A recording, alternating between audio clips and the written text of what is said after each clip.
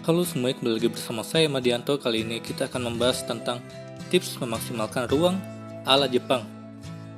Home sweet home, istilah ini pasti sudah tidak asing lagi. Lalu apa sih makna rumah yang nyaman menurutmu? Apakah rumah besar dan mewah? Atau justru rumah minimalis yang hangat dan nyaman? Jika pilihanmu ada di rumah minimalis dan nyaman, tentu hunian ala Jepang bisa jadi rekomendasi. Rumah ala Jepang identik dengan konsep minimalis, kental akan kesederhanaan dan juga fungsional. Bahkan rumah minimalis juga punya banyak manfaat. Selain lebih praktis, biaya operasional rumah pun otomatis akan semakin terjangkau. Dan tidak cuma itu saja. Dengan lahan terbatas, rumah-rumah di Jepang bisa memanfaatkan ruang semaksimal mungkin, sehingga dapat mengakomodasi semua kebutuhan penghuninya secara optimal. Kalau kamu tertarik memiliki rumah mungil dengan fungsi maksimal ala Jepang, simak tips berikut ini. Yang pertama, pahami fungsi ruang. Rumah di Jepang cenderung berdesain minimalis dengan luas ruang terbatas, supaya setiap barang yang ada di dalam ruangan tidak sia-sia. Kamu harus mengoptimalkan fungsi barang atau furnitur yang ditaruh dalam ruangan tersebut.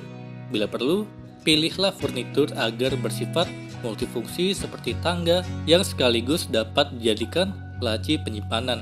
Dengan demikian, tak ada ruang yang terbuang sia-sia. Kedua, perhatikan pencahayaan. Pencahayaan yang tepat juga dapat membuat suasana ruang terasa lebih luas dan nyaman. Pemilihan lampu yang bernuansa ternyata bisa menjadikan ruang di rumah terasa nyaman dan hangat seperti rumah-rumah di Jepang. Ketiga, pemilihan ornamen. Agar ruangan terlihat lebih luas, coba pilih ornamen sederhana dan minimalis untuk menghindari kesan yang sumpek. Perlu diingat bahwa rumah-rumah di Jepang sangatlah mementingkan efisiensi tempat. Jadi usahakan hindari penggunaan ornamen berukuran besar seperti lukisan, lemari atau meja yang terlalu besar, yang membuat ruangan terasa kian sesak. Keempat, buat ruang multifungsi. Membuat area multifungsi jelas bisa menghemat ruang. Misalnya, kamu bisa menggunakan sudut ruang keluarga sebagai area baca dengan menyediakan kursi dan lampu lantai. Atau misalnya menyatukan ruang TV dengan ruang makan sehingga akan lebih efisien. Kelima, hindari partisi. Menyekat ruangan dengan partisi permanen seperti tembok hanya akan membuat ruangan terasa sesak dan terkotak-kotak. Ruang gerak pun jadi lebih terbatas. Cobalah terapkan desain open space, sehingga ruang di rumah akan terasa lebih luas. Untuk memaksimalkan fungsi ruang, kamu bisa memanfaatkan partisi bergaya minimalis. Keenam, tata kabel dan barang secara rapi. Ruang yang rapi dan tertata akan terasa lebih lapang dan nyaman. Agar rumah terlihat lebih rapi, pastikan kabel-kabel di rumah teratur.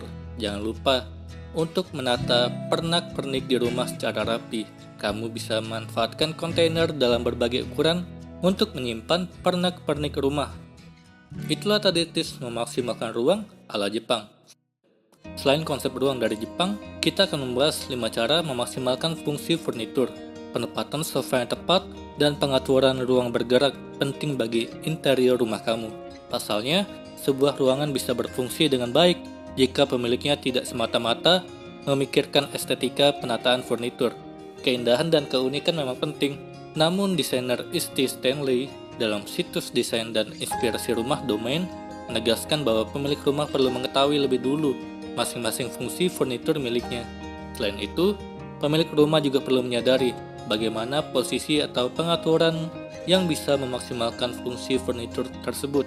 Berikut ini cara-cara agar kamu bisa memaksimalkan fungsi furnitur. Yang pertama, tidak memaksakan diri menata interior rumah dengan tampilan simetris. Menurut Stanley, meski pengaturan simetris begitu populer dan memberikan tampilan klasik, hal itu justru bisa menyanyiakan fitur arsitektur di dalam ruangan. Penataan semacam ini juga kekurangan keunikan. Lagi pula, tidak selamanya ruangan yang ditata simetris berfungsi dengan baik. Kedua, temukan perbedaan antara simetris dan seimbang. Menurut Stanley, meski tidak perlu bersikeras membuat pengaturan simetris, pemilik rumah perlu menemukan keseimbangan di dalam rumahnya.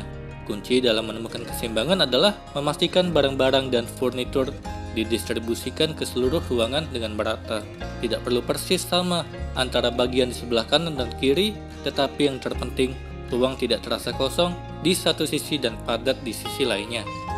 Ketiga, utamakan fungsi dalam mendekorasi. Pada langkah ini, kamu bisa memikirkan bagaimana kamu akan menggunakan ruangan. Jika kamu termasuk orang yang sering mengundang tamu, maka pengaturan tempat duduk perlu diperhatikan lebih seksama.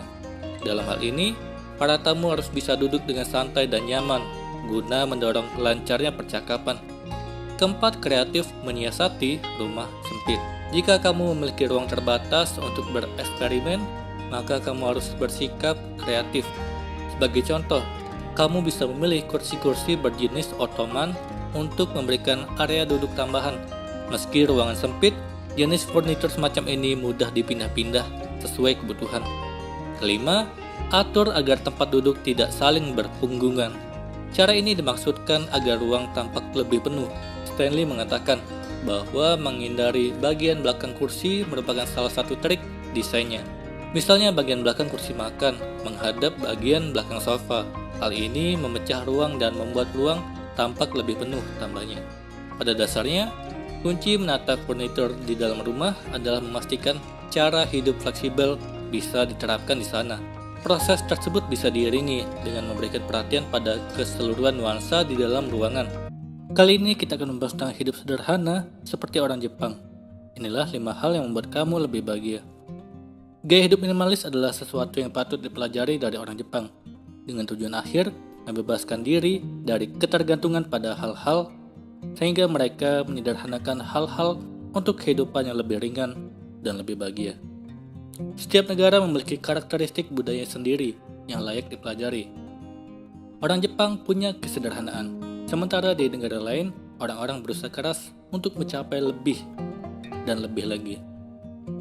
Orang Jepang lebih memilih gaya hidup sederhana, meminimalkan detail yang tidak perlu untuk menikmati kekayaan hidup. Berikut adalah contoh kesederhanaan orang Jepang. Yang pertama, menyingkirkan hal-hal yang mempengaruhi suasana hati sepenuhnya. Kunci orang Jepang bekerja secara efisien dan produktif adalah minimalisme. Hal-hal yang memperlambat kemajuan atau tidak merangsang kegembiraan dalam hidup dihilangkan. Penelitian menunjukkan bahwa kita semua memiliki kemauan. Tetapi jika kita dapat membangun kebiasaan, otomatis kamu tidak perlu berusaha keras untuk mengendalikannya. Kedua, ruang minimalis. Kebanyakan orang perkotaan di Jepang tidak memiliki ruang keluarga yang sebenarnya. Ruang hidup yang terbatas, mereka perlu menyederhanakan segala kemungkinan. Alih-alih membeli rata-rata 20 kaos karena sedang obral, orang Jepang memilih untuk membeli 3 kaos yang pas untuk mereka. Orang Jepang juga lebih suka pergi ke perpustakaan untuk membaca buku. Mereka juga jarang menyimpan laci yang diisi dengan tutup pena tua, pengisi daya telepon, dan kartu lama, atau barang-barang lainnya yang tidak terlalu bisa dimanfaatkan lagi. Ketiga, katakan tidak pada junk food. Di Jepang, orang tidak makan junk food untuk melawan rasa lapar atau menghabiskan waktu. Orang Jepang hanya makan 3 kali sehari dengan nutrisi dan energi yang lengkap. Kamu tidak akan menemukan orang Jepang berjalan dan makan di jalan. Pakar nutrisi juga menegaskan bahwa kalau kamu memenuhi kebutuhan nutrisi tubuh di makanan utama, kamu tidak perlu makan lebih banyak cemilan atau snack untuk mengisi kembali energi. Keempat, belanjakan sesuai kebutuhan yang sebenarnya. Orang Jepang memiliki gaya busana yang santai. Mereka tidak menjadikan diri mereka budak tren, sehingga mereka membelanjakan berdasarkan kebutuhan yang sebenarnya dan lebih memilih hal-hal yang nyaman untuk hidup dan bertahan hidup. Kualitas selalu diprioritaskan daripada kuantitas. 5. Prinsip pemeriksaan waktu. Banyak dari kita menghabiskan waktu kita secara tidak rasional dan selalu merasa super sibuk tetapi tidak mencapai apapun dalam hidup. Penulis Alex Williams meneliti Jepang dan menyadari kalau kamu dapat mengontrol waktu setiap hari, kamu akan merasa lebih bahagia. Untuk mengontrol waktu, kamu perlu makan lebih baik, berpakaian lebih sederhana, hidup lebih sehat, tetapi jangan terlalu khawatir tentang hal itu. Itulah tadi prinsip hidup orang Jepang dalam kesederhanaan. Kali ini kita akan membahas tentang menemukan kebahagiaan dengan hidup sederhana. Kebahagiaan, tentu semua orang menginginkan hidup bahagia. Tapi dari sekian orang yang menginginkan kebahagiaan, ternyata terdapat beberapa orang yang tidak bahagia hanya karena hidupnya sangat sederhana. Menemukan kebahagiaan melalui hidup sederhana bisa kamu temukan dengan hidup apa adanya. Banyak orang yang berkata bahagia itu ketika memiliki banyak uang. Tapi bagaimana dengan orang-orang yang hidupnya cukup sederhana? Apakah mereka tidak bisa berbahagia? Menemukan kebahagiaan dalam kesederhanaan. Yang pertama, selalu bersyukur. Dengan bersyukur kepada Tuhan, maka kamu akan menemukan kebahagiaan. Karena kebahagiaan yang sejati berasal dari Tuhan. Di dalam keadaan apapun, kamu akan berbahagia kalau kamu berharap kepada Tuhan. Kamu harus mensyukuri suka dan duka yang kamu rasakan. Karena suka duka yang dirasakan terkadang malah akan berbuah baik. Sehingga di masa yang sulit, kamu harus tetap bersyukur kepada Tuhan. Hal ini akan membuatmu merasa lebih tenang karena lebih bisa mengendalikan emosi dan menyerahkan semua beban masalah kepada Tuhan lewat doa. Kedua, berpenampilan sesuai isi kantong. Sangat sedikit orang di zaman sekarang yang tidak segan berhutang supaya memiliki penampilan yang sedikit lebih menarik dari kebanyakan orang, sehingga pada akhirnya harus kebingungan membayar hutang. Hidup yang demikian ini sebenarnya tidak benar-benar bahagia, tetapi hanya kebahagiaan semu, justru hanya akan berakhir pada kepedihan. Ketiga, rendah hati. Meskipun kamu memiliki banyak keunggulan di dalam dirimu di antara teman-teman yang lain, tapi kamu harus menghindari keinginan untuk menyombongkan diri atau merasa lebih hebat. Seseorang yang memiliki sikap rendah hati akan lebih disukai oleh orang lain. Sikap ini akan membuat seseorang lebih humble dan tidak sombong, sehingga lebih bisa dapat menghargai orang lain. Terlebih kalau kamu mendapatkan lebih banyak teman karena kamu memiliki sifat yang rendah hati. Karena kebanyakan orang lebih senang memiliki teman yang rendah hati dan tidak sombong. Keempat, berpikir positif. Menemukan sebuah kebahagiaan dengan hidup sederhana bisa dimulai dengan berpikir positif. Tidak ada hal yang akan menghalangi hidupmu. Kamu akan mampu mengatasi banyak masalah dalam kehidupan. Bangkit dari kegagalan dan bersemangat kalau kamu mampu berpikir positif. Kelima, rutin berolahraga.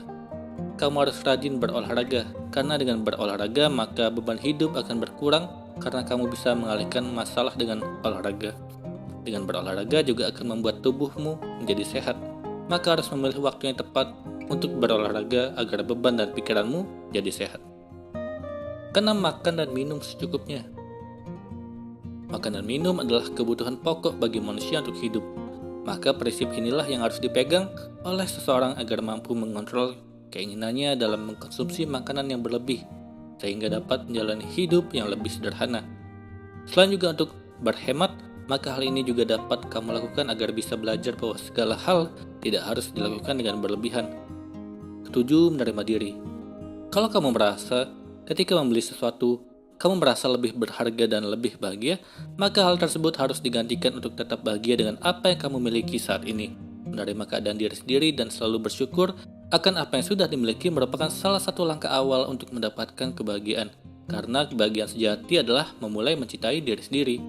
Kedelapan, tidak meniru orang lain. Tidak jarang sebagian orang menduplikasi diri orang lain atau idolanya hanya demi mendapatkan pengakuan dan kepuasan. Bersikap dan berperilaku seperti ini sebenarnya tidak akan memberikan dampak positif dan kebahagiaan batin seseorang. Bahkan terkadang seseorang akan semakin tertekan karena harus selalu mengikuti standar orang lain. Oleh sebab itu, tak perlu kamu menjadi orang lain hanya untuk memperoleh kebahagiaan palsu. Cukup jadilah dirimu sendiri dan maksimalkan potensimu. Maka kamu akan mendapatkan kepuasan dan kebahagiaan batin yang hakiki. Jangan pernah ingin menjadi orang lain dan menginginkan kehidupan orang lain. Nikmati banyak hal kecil yang terjadi dalam hidupmu. Hal ini bertujuan agar hidup jadi semakin bahagia. Lalu yang terakhir, berhenti membuat alasan. Kalau kamu pernah mengingkari janji, maka jangan pernah membuat atau melebih-lebihkan masalah hanya untuk mendapatkan simpati. Kamu harus mengucapkan maaf dengan tulus dan memberikan penjelasan seadanya terhadap keadaan yang kamu alami. Meskipun tidak mudah untuk mengembalikan keadaan, tapi setidaknya rasa bersalah di dalam hari yang ada dalam dirimu pun akan perlahan hilang. Kebahagiaan dengan hidup sederhana bisa kamu temukan dengan melakukan hal-hal kecil. Meskipun kelihatannya tidak berguna dan berarti, tapi hal itu bisa berdampak besar, sehingga kamu harus lebih bersemangat. Kali ini kita akan membahas tentang seni merapikan rumah ala Jepang. Masalah kebersihan rumah sering menjadi persoalan sederhana yang berujung membuat masalah besar.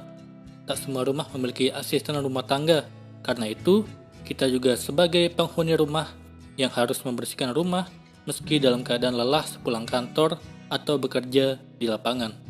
Walaupun bersih-bersih dilakukan setiap hari, mungkin kita bingung mengapa rumah tetap terlihat berantakan dan sulit rapi. Belum lagi jika banyak barang di rumah yang terkadang merasa sayang untuk menyingkirkannya, kendati sudah tak terpakai lagi. Padahal, hunian yang bersih dan rapi tentu akan membuat kita betah di rumah dan berinteraksi dengan anggota keluarga.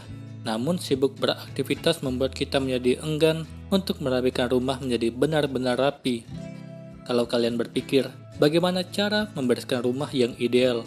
Mungkin kalian akan tertarik mencoba metode KonMari ala masyarakat Jepang. Lebih dulu populer di negeri matahari terbit, metode KonMari ditemukan oleh Marie Kondo, seorang konsultan kerapian dan penulis buku yang sudah gemar membereskan rumah sejak kecil.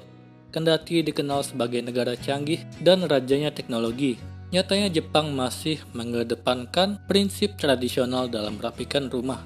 Pada dasarnya, metode merapikan rumah ala warga Jepang ini memiliki dua aktivitas inti, yaitu decluttering atau menyingkirkan barang yang sudah tak diperlukan lagi, dan organizing atau mengatur barang.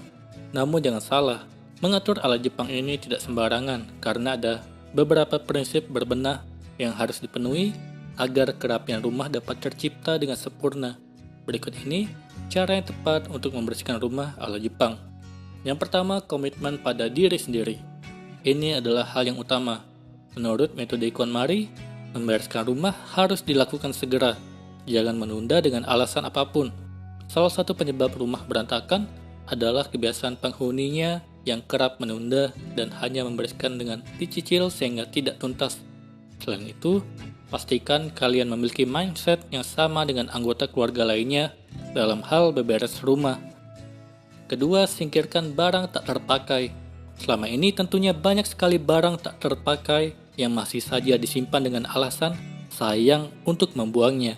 Kekeliruan lain mengapa rumah sulit rapi yaitu hanya terfokus pada pola pikir asalkan rumah rapi, bukan menyortir dan mengurangi barang yang ada. Hal ini menyebabkan terlalu banyak barang yang menumpuk, apalagi kalau tempat menyimpannya miring. Tentu tidak akan membuat rumah menjadi rapi. Padahal tahukah kalian, barang-barang tersebutlah yang menciptakan kesan rumah menjadi kotor, sempit, dan berantakan. Jika kalian memang tak ingin membuangnya, maka pastikan ada gudang tempat penyimpanan di rumah. Ketiga, selalu letakkan barang pada tempatnya. Pastikan semua barang-barang di rumah kalian berada pada tempatnya. Terutama setelah selesai digunakan, letakkanlah peralatan dapur di tempatnya. Jangan biarkan tergeletak di ruang makan. Begitu pula dengan buku-buku dan benda lainnya. Setelah menggunakannya, maka kembalikanlah ke tempat semula. Keempat, siapkan kotak sepatu. Jangan biarkan sepatu diletakkan di tempat yang sembarangan. Meski di dekat pintu sekalipun, upayakan harus diletakkan dalam rak atau kotak sepatu. Selain memastikan bahwa debu yang menempel tidak akan menyebar ke dalam rumah, menggunakan kotak sepatu juga akan membuat rumah terlihat lebih rapi. Kelima, mulailah dari hal kecil dan kebiasaan. Jangan terpaku untuk membereskan hal-hal besar setiap hari. Mulailah dari hal kecil, seperti mengembalikan barang ke tempatnya. Dari kebiasaan inilah tentunya tugas untuk membersihkan rumah akan semakin mudah. Jangan lupa membuat jadwal menyapu, mengepel, dan lainnya agar tak perlu setiap hari dilakukan. Keenam, kelompokkan pakaian pada tempatnya. Dalam menyusun pakaian di lemari, juga sebaiknya disesuaikan dengan jenisnya. Kamu mungkin tidak akan mengenakan jaket setiap hari. Kelompokkan saja pakaian dari yang sering dipakai dan yang jarang dipakai, agar ketika memilih pakaian, kita tak membuat berantakan semua bagian lemari. Ketujuh, beres-beres per kategori, bukan per lokasi. Kesalahan umum yang kerap dilakukan banyak orang adalah menata rumah menjadi rapi berdasarkan lokasi. Yang menarik, metode KonMari memiliki urutan barang yang harus lebih awal dirapikan. Pakaian, buku, dokumen atau kertas, komono atau barang-barang kecil seperti aksesoris, kosmetik atau obat-obatan, serta sentimental item atau benda yang memiliki nilai kenangan dalam hidup. Urutan ini harus diikuti sampai satu kategorinya sudah rapi sampai tuntas. Jangan lompat-lompat supaya kerapiannya ideal. Hal penting lain, setiap barang wajib memiliki rumahnya sendiri dan mengembalikan barang harus ke tempat tersebut. Dan terakhir, spark joy sebagai parameter utama.